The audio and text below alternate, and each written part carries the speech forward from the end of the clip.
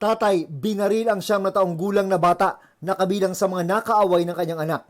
Base sa investigasyon, nagsama pa ang sospek ng 2 kaibigan para rumesbak.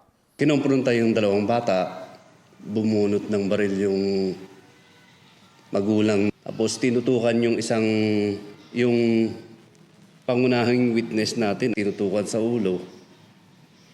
Tapos yumuko lang yung bata. Pumutok yung baril, ang tinamaan yung victim natin ngayon, tinamaan sa dibdib.